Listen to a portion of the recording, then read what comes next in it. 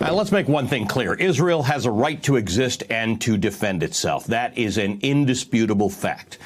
But so do Palestinians. And that's a fact that's often ignored. Palestinians are, at best, third-class citizens in the nation of their birth. The idea that it's even remotely controversial to call what Israel has imposed on Palestinians a form of apartheid is laughable.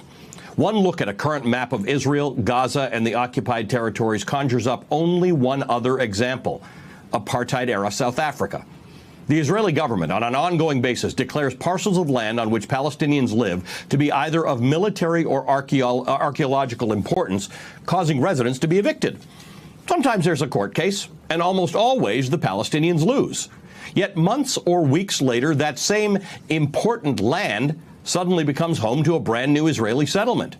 As more and more Jewish settlers take over land on which Arabs live, the occupied West Bank becomes de facto more Israeli and, in the explicit hopes of the Israeli government, more Jewish.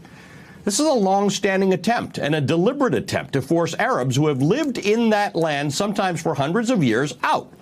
It's an attempt to dilute their presence, because to have Arabs as full participants is, in the opinion of the Israeli government and their courts, diluting Israel.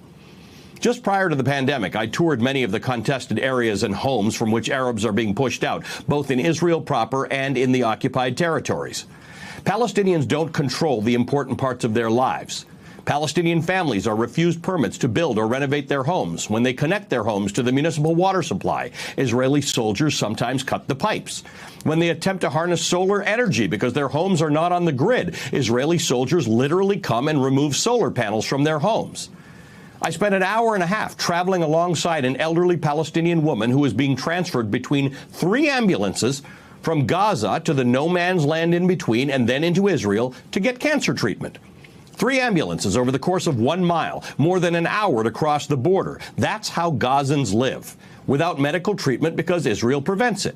Without electricity much of the time because Israel prevents it. Without the ability to fish in the Mediterranean Ocean because Israel prevents it. Without an airport or a seaport because Israel prevents it. Like Israelis, Palestinians also have a right to exist and to defend themselves. But there is no one willing to help them do that. Not the Israeli courts and not the U.S. government. What the U.S. also shares with Israel is the belief that Hamas, the political party that governs Gaza, is a terrorist organization that calls for the destruction of Israel. Hamas is supported by the majority of Palestinians in Gaza. Hamas may not be in the best long-term interests of the Gazans, but peace hasn't really worked out for them. Faced with an Israeli government which pens them into what has been called the world's largest open-air prison, they have chosen a government that most of us wouldn't prefer, one that is not given to negotiation and moderation and respect for its neighbor. Israel needs a new approach to the Palestinians, and America needs a new approach to Israel. After more than 7 decades of not just being deprived of land from which they were evicted, Palestinian frustration runs deep. It may be worth going deeper than what you may hear inside your bubble and understanding the depth to which the Palestinian people are subject to apartheid in their own land, deprived of basic necessities, and subject to relentless civil rights violations. This is not a secret. It's out there for you to see. You just have to look for it.